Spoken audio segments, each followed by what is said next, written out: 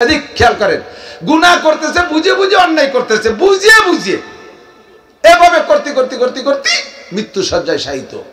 সেই সময় হুজুরের এখানে হুজুর একটু আসেন, আলী আকবর সাহেব একটু আসেন, হুজুর একটু আসেন, আমার আব্বা একটু তওবা পড়াই দিয়ে যান। তওবা পড়ার জিনিস না, মানা। তওবা হলো প্রতিজ্ঞা চেঞ্জের নাম। তওবা কি? প্রতিজ্ঞা চেঞ্জের নাম, পরিবর্তনের নাম। যে অন্যায় করতাম আর করবো না, সই মরার সময় এসে হুজুর বলেন কাকা আস্তাগফিরুল্লাহ। কোন ডাঙ্গা জমি? উনি মনে হচ্ছে জমি বেচতে এসেছে। কোন ডাঙ্গা জমি? আর মধ্যে তওবা আসে না। আল্লাহ কয় হাত্তা ইযা হাদারা আহাদাকুমুল মাউতু ক্বালা ইন্নী তুবতুল আন। যদিও কয় সে যুগে আস্তাগফিরুল্লাহ, আল্লাহ কয় কাম হবে না। তোমার গুনার এনার্জি শেষ। 90 বছরের বুড়ো নাহের মধ্যে পাইপ দিয়ে সেলাইন খাচ্ছে। সেই সব আস্তাগফিরুল্লাহ, আমি আর কোনোদিন ডাকাতি করবো না, আমি আর কোনোদিন ডাকাতি করবো না। কে করবো না? বল নাই তা করবো কি রে? এই জন্যই তওবা। যতদিন পুলিশের চাকরি ছিল ততদিন তওবা করো নাই। রিটায়ার করিয়ে আস্তাগফিরুল্লাহ রব্বি মিন কুল্লি, তবলিগের 3 ছেলেতে পাগড়ি একটা বাঁধিয়ে এরপরে সে ঘুষির টাকা দিয়ে হজ করিয়ে সে একেবারে পিসাব সাজি বসে রয়েছে। আল্লাহ আর কোনোদিন ঘুষ খাবো না। কেন খাবো না? চাকরি ছুটি গেছে। চাকরি থাকতে ছাড়িস নেই তো চূড়া। মেম্বার ফেল করার পরে এবার তওবা দিলে রেখে আর কোনোদিন ভিজিএফ কার্ড বেঁচে খাবো না, কোনোদিন আর পঙ্গু ভাতা বয়স্ক ভাতা করতে যে পয়সা খাবো না। কেন খাবো না? মেম্বার অতিবারই নেই, ফেল করছি মেম্বারেতে, তাই খাবো না। সুযোগ যতদিন ছিল ততদিন তওবা করো নাই, সুযোগ ছুটে যাওয়ার পরে তওবা। ওয়ালাল্লাযীনা ইয়ামুতুনা ওয়া হুম কুফার। আর ওই সকল লোকের তওবা কবুল হবে না যারা জীবন ভরে কাফের আর মরার আগে তুলসী তলা নিয়ে যায়। দেখছেন হিন্দুরা তুলসী তলা নিয়ে যায়, মনে করছে মরে গেছে। তুলসী তলা নিয়ে ওই জায়গা কিন্তু তারে কলমা পড়ায়। ওদের সংস্কৃতি ভাষায় কি কয় জানেন? কয় লা ইলাহা ইল্লাল্লাহ মুহাম্মাদুর রাসূলুল্লাহ। এটাই হলো লা ইলাহা ইল্লাল্লাহ মুহাম্মাদুর রাসূলুল্লাহ। ওদের ওই গীতার ভাষায় কয় লা ইলাহা ইল্লাল্লাহ মুহাম্মাদুর রাসূলুল্লাহ।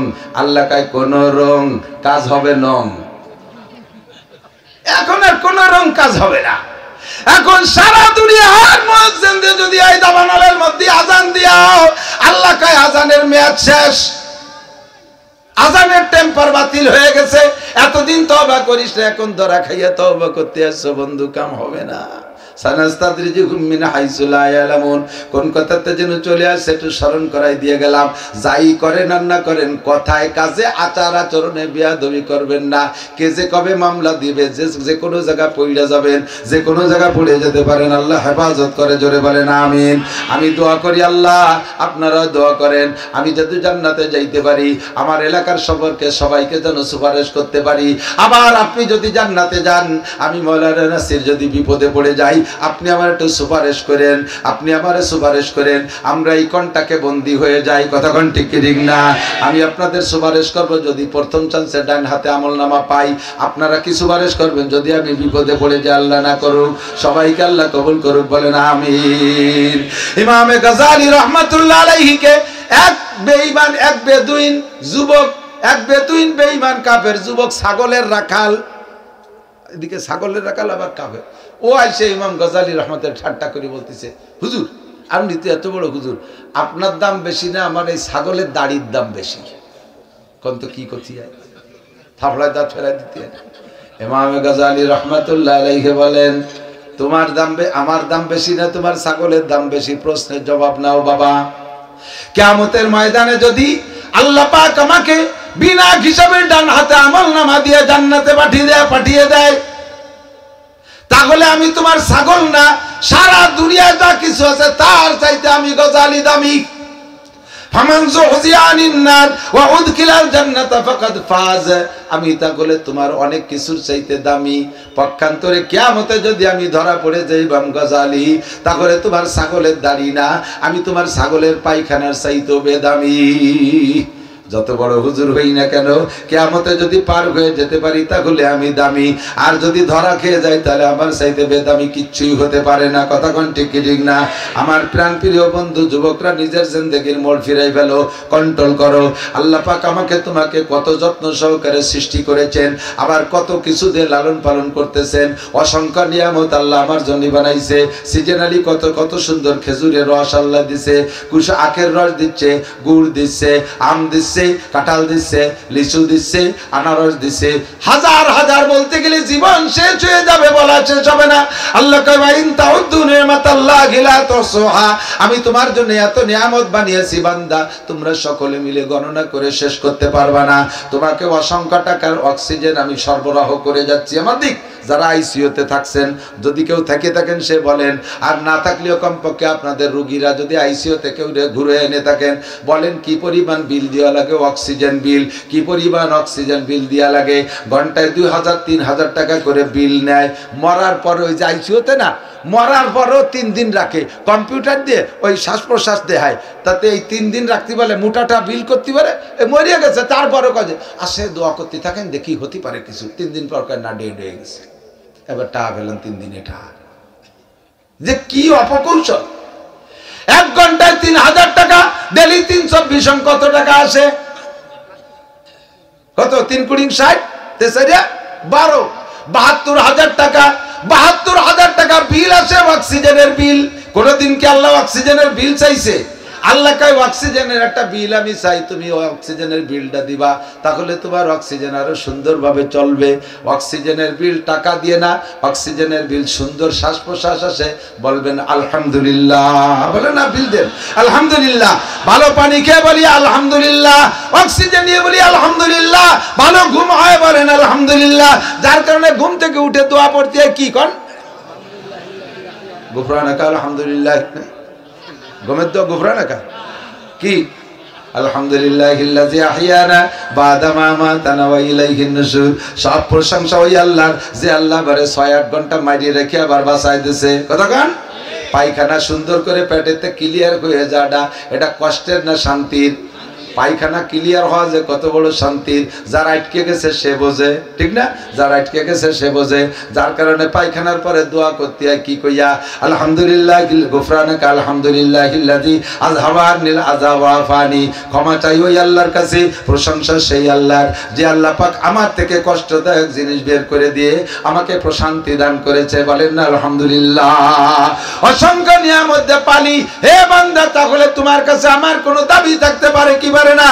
ধান দিলাম, চাউল দিলাম, টাকা দিলাম, পয়সা দিলাম, দালান দিলাম, গাড়ি দিলাম, বাড়ি দিলাম, বিবি দিলাম, বাচ্চা দিলাম, সন্তান দিলাম, আত্মীয় স্বজন কত কিছু দিলাম, জায়গা দিলাম, জমি দিলাম, টাকা দিলাম, পয়সা দিলাম, ব্যাংক দিলাম, ব্যালেন্স দিলাম, পদ দিলাম, পদস্থ দিলাম, অফিসার বানাইলাম, কত কিছু বানাইলাম।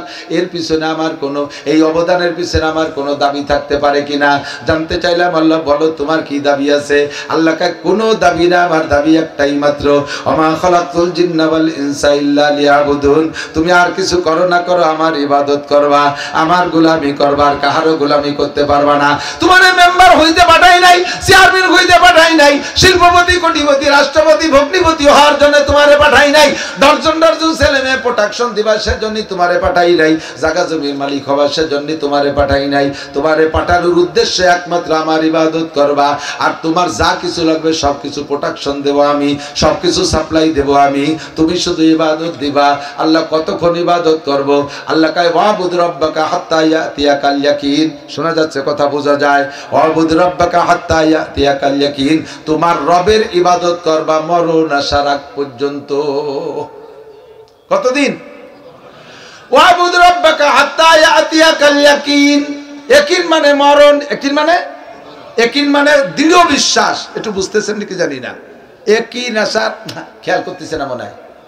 খেয়াল করতেছেন? ইবাদত কার? কতদিন? মরার আগ পর্যন্ত। মরা ভাষায় জায়গা আসে না, এখানে আসছিল ইয়াকিন আসার আগ পর্যন্ত। ইয়াকিন মানে দৃঢ় বিশ্বাস। ইয়াকিন মানে দৃঢ় বিশ্বাস। তো দৃঢ় বিশ্বাস আসার, দৃঢ় বিশ্বাস কি? কোন তার উপরে তোমার দৃঢ় বিশ্বাস না আমি জানি। কবর আযাব আছে, হ্যাঁ, দৃঢ় বিশ্বাস নাই আপনার। নো, প্রমাণ করে দেবো চোখে আঙ্গুল দিয়ে। কবর আযাব আছে। আছে এইটার প্রতি যদি দৃঢ় বিশ্বাস থাকে, এই কবর আযাব থেকে বাঁচা যায় যে কাম করলি, তাহলে সেই কামটা করতে হবে না? কবর আযাব মানে কি? কবরে আপনার চা, কফি, দুধ, দই, মিষ্টি, এই রসগোল্লা এগুলো খাওয়াবে, এর নাম কবর আযাব? দুলাই হবে, মাজা ভাঙ্গা দুলাই, আইল মাসাইল খুলে ফেলা যাবে বাড়ইয়া ফেরেশতারা। এই কবর আযাব থেকে বাঁচতে হলে যে আমল করা লাগে, কবর আযাবের প্রতি যদি দৃঢ় বিশ্বাস থাকে, কবর আযাব থেকে বাঁচার আমল কি? নবী পাক বলেন, মান হাফাযা আলাস সালাওয়াত আকরামাহুল্লাহু বিখামসি কিসাল ইরফানহু যিকুলাইহিস ওয়া আযাবুল কবর। যেই ব্যক্তি 5 ওয়াক্ত নামাজ পড়ে, ওই ব্যক্তিকে আল্লাহ পাক কবরে আযাব দেবে না। যদি কবর আযাবের প্রতি দৃঢ় বিশ্বাস থাকতো, তাহলে কবর আযাব ঠেকানোর জন্য যে ইবাদত, ওই ইবাদতটা আপনি কখনো ছাড়তেন না, আপনি জীবনেও নামাজ ছাড়তে পারতেন না। কতক্ষণ ঠিক কি ঠিক না? কিয়ামতে আমল নামার একটা বিষয় আছে, আমল নামা যারা ডান হাতে পাবে তাদের আর কোনো সমস্যা হবে না। কিয়ামতের এই আমল নামা যে বিতরণ হবে, এটার কি বিশ্বাস আছে? কতক্ষণ আছে? হবে, সত্যি হবে।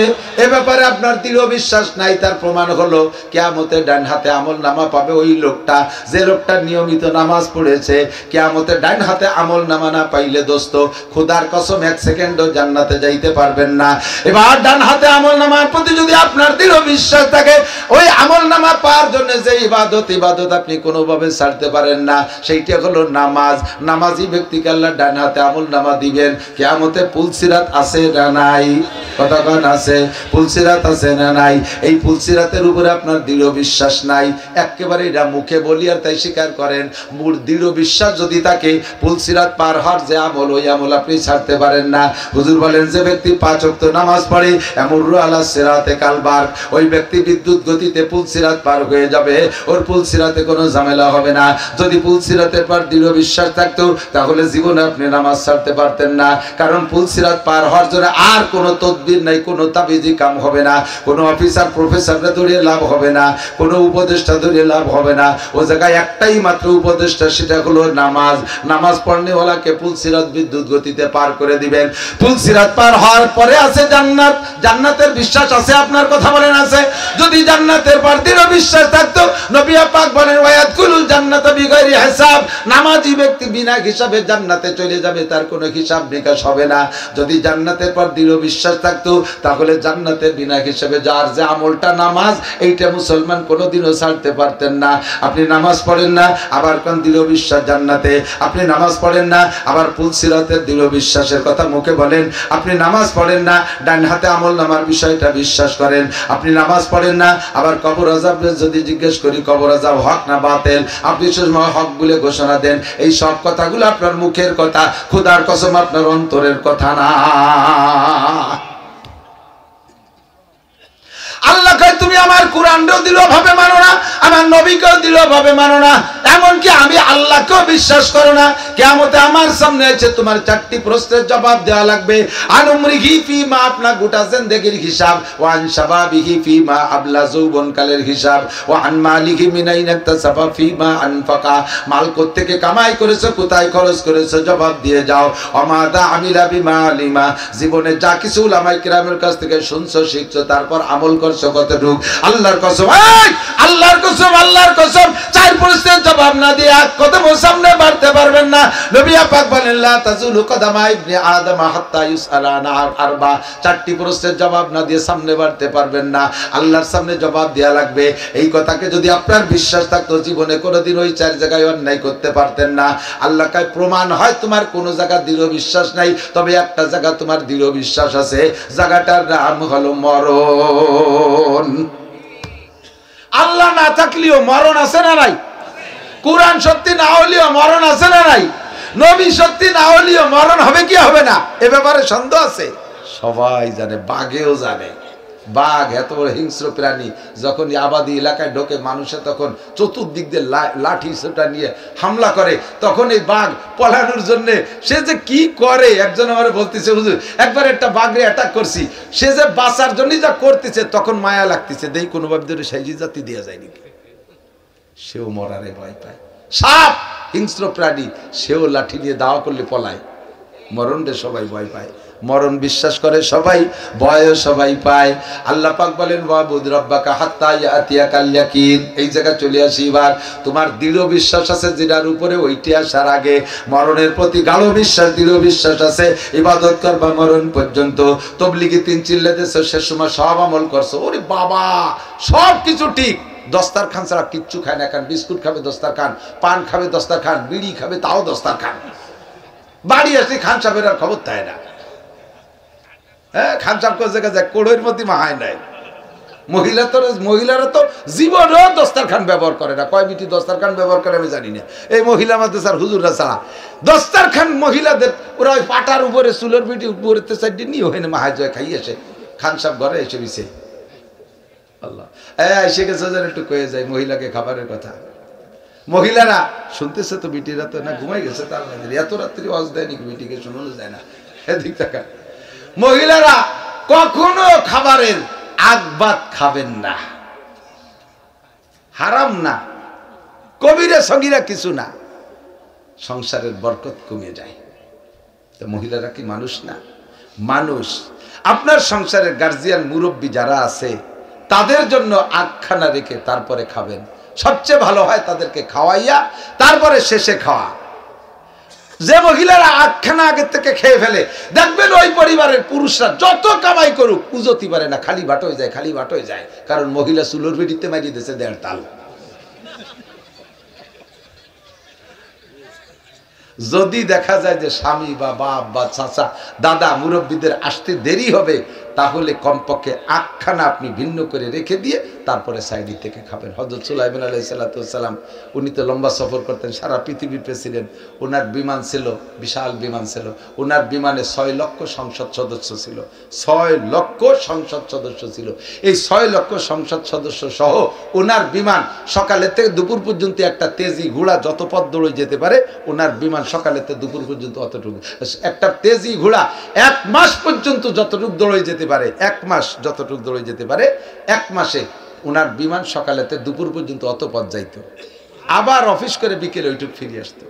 আর উনি কখনো বাইরে খানা খেতেন না, আর অন্য কাহারও বাড়ি তেমন খাইতেন না। ওনার বাবরচিখানায়, ওনার রাষ্ট্রীয় বাবরচিখানায়, সরকারি বাবরচিখানায় ওনার টাকার মাল, ওনার টাকার মেহমানদারি হতো। প্রত্যেক দিন এত পরিমাণ পাখি জবাই হতো, অন্য গোস্ত আলাদা। শুধু পাখির পর পাখনা হইতো 80 জন যুবকের বোঝা ডেলি, অথচ সেখান থেকে একটা লুকমাও কোনোদিন মুখে খায়নি। উনি নিজে কর্মকার যা করতেন, আলাদাভাবে একটা কিছু করতেন, সেখান থেকে যা উৎপাদন হতো আসতো, আয় আসতো, তাই দিয়ে উনি রুটি আটা ফোটা কিনে ঘরে দিতেন। যে স্ত্রীর ঘরে যে রাত্রে খাইতেন, সে অনেক স্ত্রী ছিল, সেই স্ত্রীর ঘরের থেকে সেই স্ত্রীরা রুটি বানাইতেন, সেখান থেকে খাইতেন। তো একবার সফরে গেছে, এরকম আসতে মেলা দেরি হয়ে গেছে, কষ্ট হয়ে গেছে, সফরে খুব পরিশ্রম হয়ে গেছে। স্ত্রী উনার অপেক্ষায় খাবার নিয়ে বসে রয়েছে, 4টে রুটি বানায় এক স্ত্রীর ঘরে। স্ত্রী নিজে খায় 2টে, সুলাইমান আলাইহিস সালাম খায় 2টে, এভাবে 2-2টে করে খায়। তো স্ত্রী ওনার অপেক্ষায় বসে থাকেন, স্বামী আসবে, স্বামীকে খাওয়াইয়া তারপরে খাবেন, অথবা কোনোদিন একই সাথে বসে। তা আজকে উনি আসছেন, খাবার দেশে 2 রুটি এনে দিয়েছে নিয়মতান্ত্রিক ভাবে। উনি 2 রুটি খাইয়ে কি দিয়ে বেশি লাগছে, আর খাচ্ছে না, মানে হাত ধুচ্ছে না, বারবার আঙ্গুল চাটতেছে, প্লেট চাটতেছে, আঙ্গুল চাটতেছে, প্লেট চাটতেছে, হাত ধোয় না। তো স্ত্রী বলতেছে কি ক্ষুধা রয়ে গেছে নাকি, আর খান দেবো রুটি? তো চুপ করে রয়েছে, কথা কয় না। আর সুকুতু নিষ্পুর রেজা, চুপ থাকার সমর্থনের লক্ষণ। বোঝা যায় যে হ্যাঁ আর একখান লাগবে। স্ত্রী ঘরে যায় আর একখান রুটি এনে দিছে। যদি এই মহিলার 2 খান উনি বেলা থাকতে খাইয়ে বসে থাকতো, তাহলে স্বামীর এবার কোনতে দিত? কথা কন, স্বামীর কোন জায়গার থেকে দিত? এই যদি আপনি পরে খাবেন, স্বামী আগে খাবে, সে তো পরিশ্রম করছে বাইরে। এবার স্বামীটা আপনি এবার কিরম হতে হবে? আপনারও সুলাইমান আলাইহিস সালামের মতো হতে হবে। রুটি খানে নিয়ে দস্তারখানে দিছে, সুলাইমান আলাইহিস সালাম জিব্বেটা টাইনি ধরে আদ্যে পিটেছে, জিব্বে তোরে জম্মের খান খাই দেবো। তুই যদি এই রুটি খান খাইস, ওখান থেকে আরেকজনের হক, তার তো আধা পেট নিয়ে খালি পেটে ঘুমোতে হবে না, তোরে জম্মের খান খাই দেবো। এই রুটিটি আবার খাইতে, উনার এবার খাইতে দেন, সেই রুটি খান নিজেরে নিজে খাওয়াই নেই, জিব্বে তোরে জম্মের খান খাওয়াই দেবো। তুই আরেকজনের হক কেন খাবি? আমরা বাড়ি যদি ভালো রান্না হয়, মুরগি টুরগির রান্না হয়, কিছু আছে, আমার কানে খবর আছে, অনেকগুলো খবর আছে।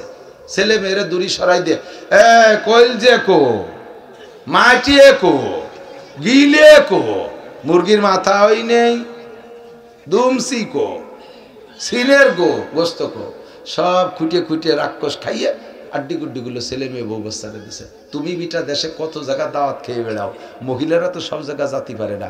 আবার ঘরে যেদিন ভালো খাবার হয় সেদিনও কুটিয়ে কুটিয়ে খাও। ও বিটিরা কবে কোন জায়গায় যেয়ে খাবে?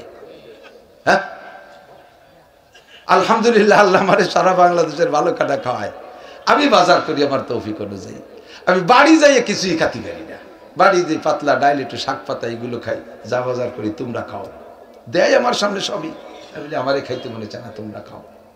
আমরা বেটারা বাইরে কত জায়গা দাওয়াত খাই, মহিলারা কিরকম খায়। কাজেই ঘরের খানাটা বউরে জোর করে খাওয়াবেন। বড় মাছ কিনলে মাথাটা তুমি খাও, আপনারে দেবে, আপনারে দেবে। মহিলার দায়িত্ব আপনারে দেবে, আপনার দায়িত্ব মহিলারে জোর করে খাওয়াবেন, তুমি খাও। কথা কন, মহিলারা পরে খাবেন, আগে খাইলে খানার বরকত নষ্ট হয়ে যায়, সংসারে ভাটি লেগে যায়। দস্তারখান যে কথা বলতে যে সরে আসছি, দস্তারখানের আমল মহিলারাও করবেন। দস্তারখানের উপরে পড়লে সেখান থেকে তুলে খাইলে রুজির বরকত বাড়ে। স্বামী জীবন ভরে মোটা কামাই করে উজতি পারেন না, তার কারণ হলো খানার সুন্নতের মধ্যে আমল নাই। হযরত উসমান গনি রাদিয়াল্লাহু তাআলা আনহু তো সাহাবাদের মধ্যে সবচাইতে বড় ধনী ছিলেন। এর ধন সম্পদ কত ছিল তা তিনিই জানেন, আর নবী পাক জানেন, আল্লাহ জানেন। হযরত উসমান বলেন, একদিন এসে বলতেছে, ওগো নবী, আল্লাহর কাছে একটু দোয়া করেন, আল্লাহ আমার সম্পদ কমাই দিক। সম্পদ কেউ চান নাকি? এ কথা, সম্পদ কেউ কমাতে চায়? ছেলে মেয়ে কমাতে চায়, সম্পদ কমাতে চায় না। আল্লাহু আকবার। উসমান কয়, হুজুর একটু দোয়া করেন, আল্লাহ আমারে গরিব বানাই দিক। হুজুর কয়, উসমান আমার সব সাহাবাই তো গরিব, তোমরা 2-4 জন একটু ধনী, তোমাদের সম্পদ কত কাজে লাগে। তুমি তবুকের যুদ্ধে যে টাকা দিছো আর কেউ তো পরিমাণ দিতে পারে নাই। তবুকের যুদ্ধের মতো 10টা যুদ্ধ পরিচালনা করা যায় তোমার টাকা দিয়া। তোমার যদি এই হারে টাকা না থাকতো যুদ্ধ চালাইতাম কি দিয়া? এই জন্য তোমার সম্পদ রে আমি কমিয়ে যাওয়ার বদদোয়া করতে পারবো না। তুমি কেন সম্পদ কমাইতে চাও? ওসমান কা, হুজুর এই সম্পদের হিসাব রাখতে যে আমার মন মতো ইবাদত করতে পারি না, যারা পরিমাণ কম করেন না, কিন্তু তারপরও তৃপ্তি হয় না, নিজের মন সারে না ইবাদত কইরা। তাই হুজুর একটু সম্পদ কমায় দিতে করে আল্লাহকে, তাহলে আমি একটু পরাণ করে ইবাদত করতে পারবো।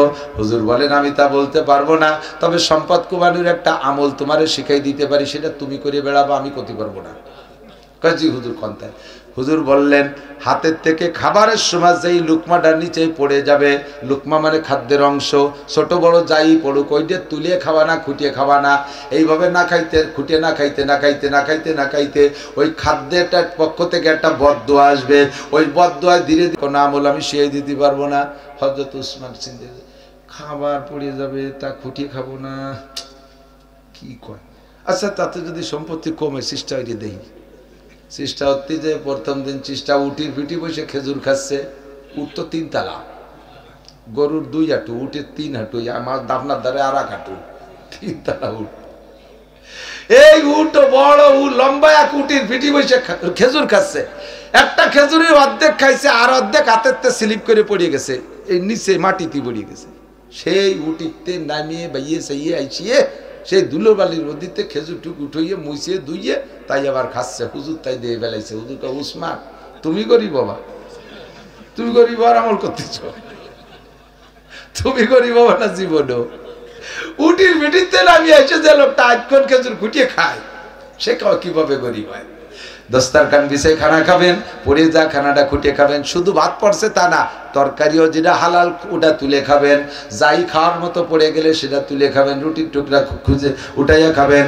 আল্লাহু আকবার। এই হলো দস্তারখান। এগুলো আমল করেছেন, তবলিগি যাইয়া বাড়ি এসে আমল নাই, তবলিগি যে নামাজ পড়ছেন বাড়ি এসে নামাজ নাই, এরকম হবে না। ওয়াবুদ রাব্বাকা হাত্তা ইয়াতিয়াকাল ইয়াকিন। গত রমজানে রোজা রাখছেন, সামনে রমজানে রাখবেন না, বিরতি নেবেন, এমন হবে না। 6 মাস, 2 বছর, 5 বছর দাঁড়িয়ে রাখছিলেন, আবার মাঝে কিছুদিন কাটিয়ে ফেলাইছেন, আবার কতদিন পর রাখবেন। এগুলো বাহানা বদমাইশি ছাড়া আর কিছু না, এগুলো হবে না। ইবাদত হবে ওয়াবুদ রাব্বাকা হাত্তা ইয়াতিয়াকাল ইয়াকিন, মরণকাল পর্যন্ত ইবাদত করব। কথা কান, ইবাদত হবে কতদিন?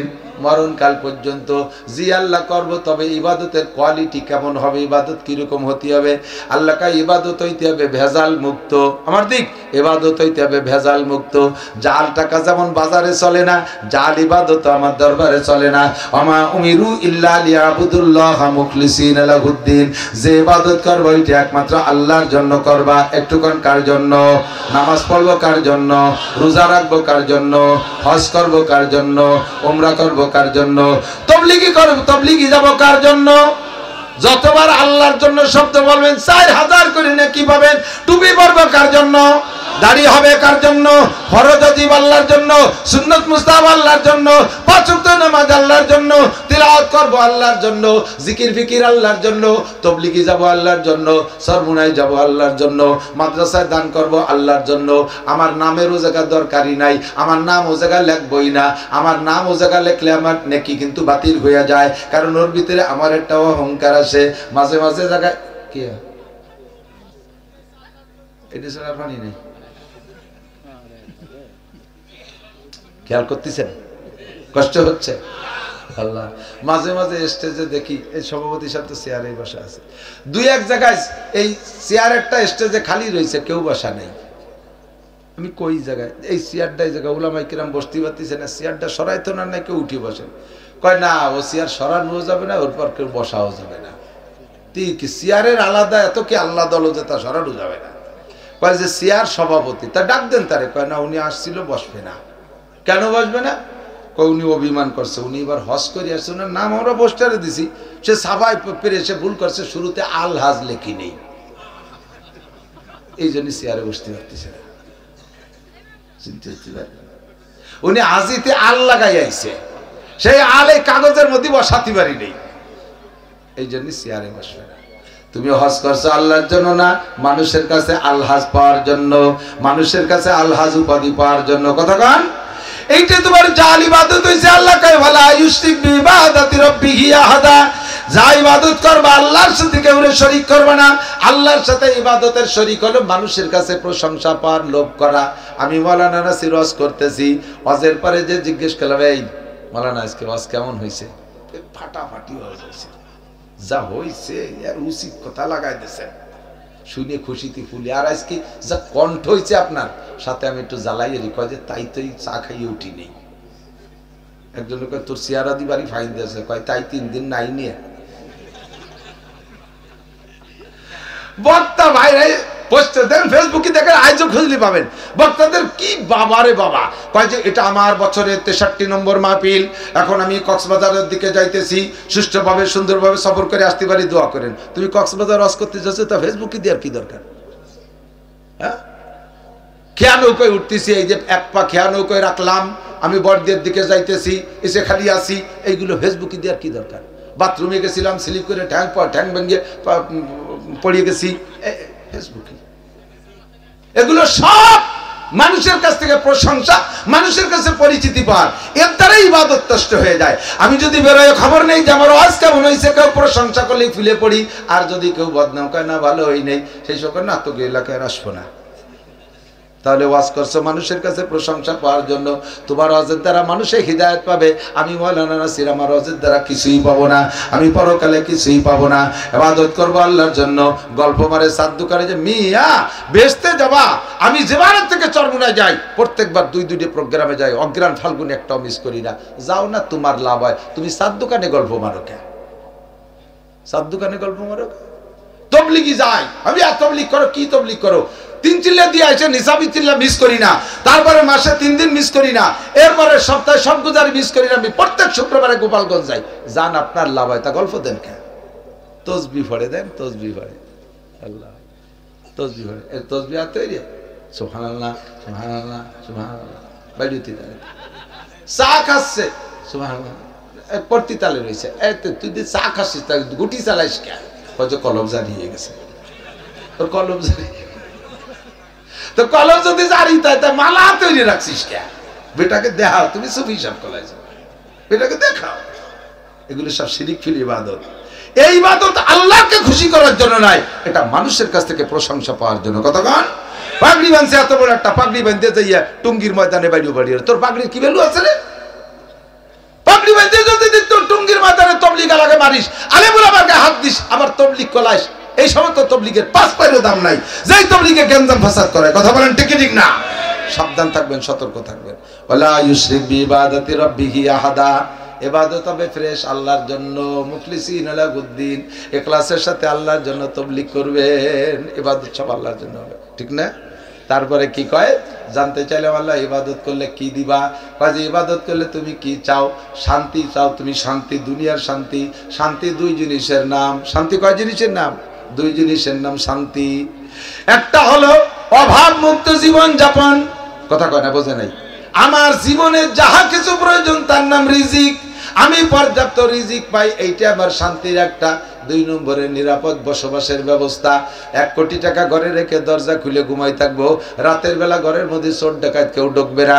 সুন্দরী মেয়েটারে পাঠাই দেবো, যা মা তুই দিকে চলে যা, মামা বাড়ি যা বেড়ায়, রাস্তায় দিয়ে সুন্দরী মেয়ে চলে যাবে, একটা মানুষ তারে কিক মারবে না, কুক মারবে না। এর নাম হলো নিরাপদ জীবনযাপন। আল্লাহ পাক বলেন দুনিয়ার কোনোভাবে তুমি শান্তি পাবা না। আমলিগরে তাড়াইয়া বিএনপি আনো, বিএনপি তাড়াইয়া আবার জাতীয় পার্টি আনো, সব পার্টি তাড়াইয়া জামাত ইসলাম রে দাও, আবার এদেরকে তাড়াইয়া তত্ত্বাবধায়ক সরকার দাও, র্যাব আনো, আর্মি আনো। আমেরিকার শান্তিও যে, আমেরিকার সম্পদ যদি তোমার ঢেলে দেয়, কোনোভাবে শান্তি পাবা না, কোনোভাবে শান্তি পাবা না। এই শান্তি যদি পাইতে হয় তাহলে তুই একটা কথা মানো, ফালিয়াবুদু রাব্বা হাযাল বাইত, এই ঘরের রবের ইবাদত করো, এই ঘরের রবের ইবাদত করো। আল্লাযী আতামাহুম মিন জু, তোমার সকল ক্ষুধা দূর করে দেবে, ওয়া আমানাহুম মিন খাউফ, আর নিরাপদ জীবন যাপনের ব্যবস্থা করবে। দরজা খুলে শুয়ে থাকবা, কেউ তোমার ঘরে ঢুকবে না। রাস্তাঘাটে চলাফেরা করবা, কেউ তোমারে কিলঘুষি দেবে না। সুন্দরী মেয়েটাকে রাস্তায় 10 মাইল হেঁটে যেতে দেবা, কেউ তার দিকে ফিরেও তাকাবে না। বিশ্বাস যদি না হয় তাহলে আফগানিস্তানে যাও, সুন্দরী মেয়েরা রাস্তায় দিয়ে হাঁটে, কোনো যুবক তার দিকে চোখ তুলে তাকাইতে পারে না, কারণ সব জায়গায় সিসি ক্যামেরা লাগানো আছে, সব জায়গায় গোয়েন্দা আছে। কোনো যুবক যদি কোনো যুবতীরে উত্ত্যক্ত করে, সঙ্গে সঙ্গে তার কাঠগড়ায় দাঁড়াইতে হয়। যদি জিনা করে তাহলে পাথর মেরে শেষ করে দেয়, বিবাহিতা বিবাহিত হলে। আর যদি অবিবাহিত হয় তাহলে 100 চাবুক মারে গায়ের জোরে, একেবারে জায়গায় বিশেষ সার মতো দাবড়ায়, দাপাইতে তালে তাকে। যদি চুরি করে হাত কাইটা দেয়, একজনকে হত্যা করে তাহলে হত্যার বিপরীত হত্যা করে দেয়। কোরআনের আইন বাস্তবায়ন হচ্ছে, দেখো সে জায়গায় শান্তি কারে পায়। আমাদের এই এলাকায় আফগানিস্তানের একটা তবলিগ জামাত কিছুদিন আগে ঘুরে গেছে। আমার মাদ্রাসার মসজিদে 8 জন ছিলেন, ওনরা 2 দিন ছিলেন ওখানে। শুনেছি তাদের কাছে কারগুজারি, আর এমনিতে সবসময় খোঁজ খবর রাখি। আল্লাহর রহমতে সারা পৃথিবীতে 100% 100% ইসলামী আইন বাস্তবায়ন হচ্ছে আফগানিস্তানে। আর আসমানের রহমত আর জমিনের বরকত আল্লাহ সেখানে ঢাইলা দিছে। খনিজ সম্পদ উগরায় পড়ছে, ফসল এমন বলা বলছে, আল্লাহু আকবার। আমেরিকার ডালিমের রস, আমেরিকার আনারের জুস, এখন কি বলা হয়, আফগানিস্তানের আনারের জুস। আফগানিস্তানের আনারের জুস নেওয়ার জন্য আমেরিকানরা এখন লাইসেন্স করে ইম্পোর্ট করতেছে তাদের দেশে। যেই আমেরিকানরা এতদিন পর্যন্ত মারছে, এখন সে আফগানিস্তানের ডালিমের রস খাওয়ার জন্য জিব্বেদের রস ঠেয়াতে পারতেছে না, জিব্বে পাইতে বসে রয়েছে। আল্লাহু আকবার। আল্লাহ কাই কোরআনের আইন যদি সে বাস্তবায়ন করো, যে দেশে করবা, আমার বাংলাদেশে আওয়ামী লীগালার যদি কোরআনকে সামনে রেখে রাষ্ট্র গঠন করেন, আপনাদের হাতে শান্তি দেবে। বিএনপি আলা যদি করে তারে দেবে, জামাত ইসলাম আলা করে তারে দেবে। কেউ যদি না করে, বাংলাদেশের হুজুররাও যদি না করে, তাহলে এই শান্তি আর কোনোদিন পাবেন না। আল্লাহ কাই ফালিয়াবুদু রাব্বা হাযাল বাইত আল্লাযী আতামাহুম মিন জু'ইন ওয়া আমানাহুম মিন খাউফ। শান্তির সাথে যদি বসবাস করতে চাও আর পর্যাপ্ত রিজিক নিয়ে যদি বাঁচতে চাও, তাহলে তুমি এই ঘরের রবের ইবাদত করো। জানতে চাইলাম আল্লাহ তাড়াতাড়ি কও, রাত বেড়ে গেছে, ইবাদত কি তাই তো বুঝি না। আল্লাহ কাই ইবাদত সবকিছু, ইবাদত সবকিছু। বিয়ে করবা ইবাদত, ইংরেজি পড়বা ইবাদত, অঙ্ক করবা ইবাদত, মেম্বারি করবা ইবাদত, ইরিদার লাগাবা ইবাদত, ব্যবসা করবা ইবাদত, আর্মি বিডিআর চাকরি করবা, পুলিশ ইবাদত, সব ইবাদত হবে, সব ইবাদত হবে। পোশাক পরবা ইবাদত, খানা খাবা ইবাদত, ঘুম যাবা ইবাদত, পায়খানা করবা ইবাদত, সব কিছুর মধ্যে ইবাদত আছে। সিস্টেম কি? মা তাকুমুর রাসূলু ফাখুযুহু ওয়া মা নাহাকুম আনহু ফান্তাহু। প্রত্যেকটা কাজের মধ্যে 2টা দিক আছে, দেখবেন একই কাজ 2টা দিক আছে, একই কাজ 2টা দিক। সন্তান জন্ম দেওয়া, সন্তান জন্ম দেওয়া, এর মধ্যে 2টা দিক আছে না নাই? বৈধ সন্তান আর অবৈধ সন্তান। জন্ম নেব কিন্তু একই পদ্ধতিতে, একই কারণে গর্ভধারণ করবে, কিন্তু বিয়ে করে স্ত্রীর সাথে এইভাবে স্বাভাবিক জীবন যাপনের মাধ্যমে যদি সন্তান হয় তাহলে এইটা হবে হালাল সন্তান, এইটা হবে ইবাদত। আর জিনা করে যদি সন্তান জন্ম দাও তাও সন্তান জন্ম হবে, তবে ওইটা হবে হারাম। টাকা কামাই করার টাকা 1000 টাকার নোটের গায়ে লেখা নাই যে এটা সুদে টাকা, এটা ঘুষে টাকা, একই টাকা 1000 টাকার নোট, এইটা যদি চুরি করে কামাই করো তাহলে হবে হারাম, এইটা পরিশ্রম করে যদি কামাই করো তাহলে হবে হালাল। একই জিনিসের মধ্যে দুইটা দিক পাবা। তুমি পোশাক পরবা, পোশাক পরা ইবাদত হবে। প্যান্টের মধ্যে বাম পাটা আগে ঢুকাইয়া ডাইন পা পরে ঢুকবা, তাহলে পরা হবে ইবাদত হবে না। ডাইন পা আগে ঢুকাইয়া বাম পা পরে ঢুকবা, পরাও হবে ইবাদত হবে। খানা খাইতে বসে বাম হাত দিয়ে খাবা, খাওয়া হবে ইবাদত হবে না। ডাইন হাত দিয়ে খাবা, খাওয়া হবে ইবাদত হবে। কতক্ষণ এমন করে যে কাজে হাত দিবা ওই কাজটা আল্লাহর হুকুম আর নবীর তরিকায় যদি হয় তাহলে তোমার ইবাদত হবে। আর যে কাজটা আল্লাহর হুকুম আর নবীর তরিকায় হবে না, ওটা যদি কোরআন খেয়াল করতে শেষ দিক চলে এসেছি, ওটা যদি ইবাদত বাহ্যিক যে ইবাদত আছে তাও করো, তাও ইবাদত হবে না। কোরআন শরীফ পড়া এটা ইবাদত না গুনার কাজ? ইবাদত না গুনার কাজ? এই কোরআন শরীফ পড়ছেন মসজিদের মধ্যে এত জোরে, অন্যান্য মুসল্লিরা নামাজই ভর্তি পারতেছে না। জিকির করা ইবাদত না গুনাহ? জিকির করা ইবাদত। মসজিদের মধ্যে 3 জন বেশি এত জোরে জিকির করতেছে, পাশে যারা নামাজ পড়তেছে তারা পড়তে পারে না। এই মুহূর্তে জিকির করা গুনাহ। এই রকম জোরে তিলাওয়াত করে পাশের মানুষের ঘুম নষ্ট করে, শেষ রাত্রে উঠে মাইকি ধমাধম করে জিকির করে, মাইকি জোরে জোরে। বহুত রোগী আছে অসুস্থ, তারা শব্দ সহ্য করতে পারে না। এই রকম জিকির করাতে কোনো নেকি নাই, গুনাহ হবে। মহিলারা তালিম করে এক জায়গায় 200-500 মহিলা জমা করে জোরে জোরে বয়ান করে, রাস্তার বিটারা শোনে। আল্লাহর কসম এই বয়ানের মধ্যে কোনো নেকি নাই। মহিলারা জোরে তিলাওয়াত করে, পরপুরুষে শোনে, এতে কোনো নেকি নাই। মহিলারা জোরে জোরে কান্নাকাটি করে মুনাজাত করে, পরপুরুষে শোনে। এই জিকিরের মধ্যে কোনো দোয়া, এই মুনাজাতের মধ্যে কোনো নেকি নাই। কাজেই বুঝতে হবে যে এই কাজটা আল্লাহর হুকুম, ওটা নবীর তরিকায় যদি না হয় তাহলে ওটা কোরআন তেলাওয়াত হোক আর জিকির হোক, যাই হোক না কেন কোনোটাই নেকি হবে না। আর যদি দুনিয়ার কাজও হয়, ওর ভিতরে বৈধ পদ্ধতিতে আপনি করেন, দুনিয়ার সব কাজ ইবাদতে পরিণত হবে। আল্লাহ পাক রব্বুল আলামিন তার হুকুম, তার নবীর তরিকা আমাদের মেনে সব ইবাদত সঠিকভাবে করার তৌফিক দান করে। সবাই বলি আমিন। বলেন 31শে জানুয়ারি আমাদের গোপালগঞ্জ পড়ছে দ্বিতীয় পর্বে, 32 জেলা করে ভাগ হইছে। আমাদের কত? 3-4-5 ফেব্রুয়ারি। বলেন 3-4-5 ফেব্রুয়ারি 2025 টঙ্গীর ইজতেমা। যাই না যাই এই ইজতেমার পক্ষে কারা? আল্লাহকে একটু হাত দেখাবেন। এই তারিখের ইজতেমার পক্ষে আপনারা বলেন নারায়ে তাকবীর। আলেম উলামা যেখানে, আলেম নাই যেখানে, আলেম উলামা যে ইজতেমায়, আলেম নাই যে ইজতেমায়, আলেম উলামা যে তাবলীগে, আলেম নাই যে তাবলীগে। নারায়ে তাকবীর। মাশাআল্লাহ, জাযাকুমুল্লাহ, আল্লাহ কবুল করুক। তবে যুবকরা এবার একটু প্রতিজ্ঞা করো, শোনা কত জায়গা গেলি, কুয়াকাটা, কক্সবাজার, সেন্ট মার্টিন কত জায়গা, জাফলং টাফলং ঘুরতে যাও পয়সা খরচ করি, ও জায়গা শেয়ার কিছু নেই, তোমরা পয়সা খরচ করে যাও। আর আমার বেটারা জামাই যত্নে নিয়ে আরো পকেট করে টাহাই দিয়ে বাড়ি ভাটাই দেয়। এই 3 দিন আগে জাফলং এতে আইসি, একদিনই 5টা মাহফিল ওই পাশে ছিল। জাফলং, সুনামগঞ্জ, সাতক, তার মৌলভীবাজার, ওই পাশ দিয়ে বিশাল পথ ঘুরে আসছি। তার কিছুদিন আগে কক্সবাজার, টেকনাফ এক করে শেষ পর্যন্ত পাহাড় পর্বত সাগরের পাড় দিয়ে মাহফিল করেছি। সুন্দরবন তো ডেলি যাই, তো সব জায়গা দেখছি শিখার কিছুই নাই। যদি একটা সফরের নাম হয় শিক্ষা সফর, তাহলে সেই সফরটা হলো তবলিগির সফর। কতক্ষণ? তবলিগে গেলে সব কিছু শেখায়, সব কিছু শেখায়। হাঁটার সময় শেখায়, শোয়ার সময় শেখায়, খাওয়া শেখায়, ওযু শেখায়, গোসল শেখায়, নামাজ শেখায়, অল এভরিথিং শেখায় তবলিগের ভিতরে। আর এই তবলিগের সবচাইতে বড় মজমা আল্লাহর দুনিয়ায় হজের পরে সবচেয়ে বড় মজমা টঙ্গীর ইজতেমা। আমার বাংলাদেশে, গরিব দেশে আল্লাহ তাআলা হাদিয়া দিয়েছে। আমরা যদি রযত্ন করি, বেকদর করি, হাতের থেকে ছুটে যাবে, কপালের থেকে ছুটে যাবে। এই জন্য আমরা এবার যুবকরা সিদ্ধান্ত নাও, আমরা এবার বড় একটা অংশ এই এলাকা থেকে, পশ্চিম গোপালগঞ্জ থেকে আমরা ইনশাআল্লাহ টঙ্গীর ময়দানে যাব ইনশাআল্লাহ। নিয়ত করা যেতে পারে? কারা কারা নিয়ত করছেন যে এবার ইজতেমায় যাব? মনের থেকে বলেন, মনের থেকে এবার ইজতেমায় যাব ইনশাআল্লাহ। মনে তো ওই কপাল দিয়ে বহু লোক, এই যারা আছেন ওলামায়ে কিরাম তবলিগের সাথী, তারা এই সমস্ত মানুষকে গুছাইয়া বড় গাড়ি নিয়ে লাইন ধরে চলে যাবেন ইনশাআল্লাহ। আল্লাহ পাক কবুল করুক, বলেন আমিন। আর কোনো কথা আছে? সবাই কথা বলবেন, কথা বলবেন। দুরূদ শরীফ পড়ি। আল্লাহুম্মা সাল্লি আলা সাইয়্যিদিনা মুহাম্মাদিন ওয়া আলা আলি সাইয়্যিদিনা মুহাম্মাদিন ওয়া বারিক ওয়া সাল্লিম। আল্লাহুম্মা সাল্লি আলা সাইয়্যিদিনা مولانا محمد وعلى آل سيدنا محمد وبارك وسلم. الحمد لله رب العالمين. ربنا ظلمنا أنفسنا وإن لم تغفر لنا وترحمنا لنكونن من الخاسرين. ربنا فاغفر لنا ذنوبنا وكفر عنا سيئاتنا وتوفنا مع الأبرار. ربنا هب لنا من أزواجنا وذرياتنا قرة أعين وجعلنا للمتقين إماما.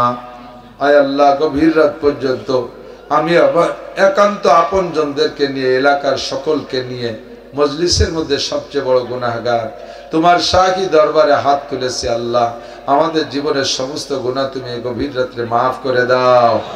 যত গুনার আলোচনা এখানে করেছি এই গুনাহগুলো আমরা করে থাকি, বারবার তওবা করি, আবার নফসের কাছে হেরে যাই, শয়তানের কাছে হেরে যাই। আজকে তুমি শেষবারের মতো ক্ষমা করে দাও। আয় আল্লাহ, এখন আমাদের গুনাহ করার এনার্জি আছে, তাই আমরা এই অবস্থায় গুনাহ থেকে তওবা করলাম, আমাদের তওবা কবুল করে নাও। আয় আল্লাহ, তওবার পর অটল অবিচল থাকার তৌফিক দান করো। আয় আল্লাহ, হারাম খাবো না, নামাজ ছাড়বো না, মিথ্যা কথা বলবো না, চুরি ডাকাতি করবো না, পরের হক নষ্ট করবো না, সুদ ঘুষের সাথে জড়িত হব না। আল্লাহ, সকল প্রকার হারাম পরিহার করলাম, শরীয়তের বিধান মানার প্রতিজ্ঞা করলাম। আমাদের এই তওবা এবং অঙ্গীকারকে তুমি কবুল করে নাও। আয় আল্লাহ, আমাদের আব্বা মা, দাদা দাদি, নানা নানি, শ্বশুর শাশুড়ি, আত্মীয় স্বজন, আপনজন যারা কবরে চলে গেছে সকলকে তুমি মাফ করে দাও। সকলের কবর আযাব তুমি বন্ধ করে দাও। সকলের কবরে জান্নাতুল ফেরদাউসের দরজা খুলে দাও। বিশেষ করে এই এলাকায় মাদ্রাসার দেয়ারে যত কবরবাসী মরহুম মুর্দাগান শুয়ে আছে সকলকে তুমি মাদ্রাসার ওসিলে, আমাদের দুয়ার ওসিলে ক্ষমা করে দাও। আয় মেহেরবান আল্লাহ, আমরা যারা বেঁচে আছি আমাদের জান মাল ইজ্জত আবরু তুমি হেফাজত করো। ঈমান ও ইসলামের সাথে লম্বা হায়াতে তওবা দান করো। সুস্থতার সাথে, ইজ্জতের সাথে, প্রশস্ত হালাল রিজিকের সাথে লম্বা হায়াতে তওবা দান করো। আল্লাহ, যারা যে বিপদে আছে বিপদ থেকে মুক্তির ব্যবস্থা করে দাও। মিথ্যা মালি মামলায় জড়িত হয়ে গেছে যারা, আল্লাহ মিথ্যা মামলা থেকে তাদেরকে বেরিয়ে আসার তৌফিক দান করো। আয় আল্লাহ, সারা দুনিয়ার মাদারিসে দিনিয়া কওমিয়া গুলো কবুল করে নাও। খাস করে জ্ঞানাসুর এই মাদ্রাসাটা তুমি কবুল করে নাও। মাদ্রাসার সব হাজাত পূরণ করে দাও। ছোট ডোনার, বড় ডোনার, অল্প বেশি যে যা দিয়েছে সকলের দান, হযরত উসমান থেকে নিয়ে হযরত আবু বকর থেকে নিয়ে সব সাহাবায়ে কিরামদের দানের মতো কবুল করে নাও। আনসার সাহাবাদের দানের মতো কবুল করে নাও। এই মাদ্রাসায় দিনদার, ইমানদার, জাহিন ফাকিন ছাত্র মুদাররিস দ্বারা ভরপুর করে দাও। আয় আল্লাহ, মাদ্রাসার সাথে যারা জড়িত আছে আল্লাহ, খেদমতের সাথে উস্তাদগণ এবং এলাকার কমিটির জনগণ, সর্বসাধারণ মহিলারা মুষ্টি চাল দিয়ে ছাত্রদের লজিং রেখে ভাত খাওয়ায়া খেদমত করে, সকলের খেদমত তুমি কবুল করে নাও। আমরা ছোট বড় টুকিটাকি ইবাদত যা করি আল্লাহ, ইবাদত গুলো তুমি ইখলাসের খাতায় কবুল করে নাও। আয় আল্লাহ, শিরিক থেকে আমাদের ইবাদত গুলোকে তুমি হেফাজত করো। আমাদের মনের ভিতরে ইখলাস ও তাকওয়া পয়দা করে দাও। আমাদের মধ্যে যারা অসুস্থ রোগী, আরো অনেক রোগীরা দোয়া চেয়েছে, মা বোনরা পর্দার আড়ালে হাত তুলেছে, অসুস্থ আছে, সবাইকে সুস্থ রোগ মুক্ত করে দাও। সবাইকে সুস্থ রোগ মুক্ত করে দাও। অনেকের ঘরে দীর্ঘদিনের পীড়িত রোগী, ভালো হচ্ছে না, কষ্ট হচ্ছে বিছানায় পড়ে পড়ে। আল্লাহ, যদি তাদের হায়াত থাকে সুস্থ করে দাও। যদি সুস্থতা মঞ্জুর না থাকে ঘরে ফেলায় কষ্ট না দিয়া ঈমানের সাথে রহমতের কোলে তুলে নাও। আয় রব্বুল আলামিন, আমাদের সকলকে জীবনে একটা বার হলেও হজের নিয়তে মক্কা মদিনা জিয়ারত নসিব করো। যারা গিয়েছি তাদের বারবার যার তৌফিক দান করো। মরণের সময় জবানে কলেমা তওবা জারি করে দিও। আয় আল্লাহ, সারা বাংলাদেশে ওলামায়ে কেরাম এই সিজনে দাওয়াতের কাজে ব্যস্ত থাকে, বক্তারা মাঠে চলাফেরা করে, হাদেসা, দুর্ঘটনা, অ্যাক্সিডেন্ট, চোর ডাকাত, গুন্ড বদমাশ, শত্রু দুশ্মনের হাত থেকে আল্লাহ হেফাজত করো। আয় আল্লাহ, হেফাজত করো। আয় আল্লাহ, আমার সুলতান শাহী গোড়াদার সুলতানুল মাদ্রাসা কবুল করে নাও। সকল প্রকার ফিতনার হাত থেকে আমার মাদ্রাসাকে আল্লাহ হেফাজত করো। এলাকার মানুষ আমার মাদ্রাসা অনেক দান করে, তাদের জন্য আমার খাস দরখাস্ত, উলামায়ে কেরাম যদি জান্নাতি হয় তাদের সাথে এনাদেরকে জান্নাতি করে দিও। রব্বির হামহুমা কামা রব্বায়ানি সগীরা রব্বি জিদনি ইলমান নাফিআ। সাল্লাল্লাহু তাআলা আলা খায়রি খালকিহি মুহাম্মাদিন ওয়া আলিহি ওয়া আসহাবিহি আজমাইন বিরহমাতিকা ইয়া আরহামার রাহিমিন। আসসালামু আলাইকুম।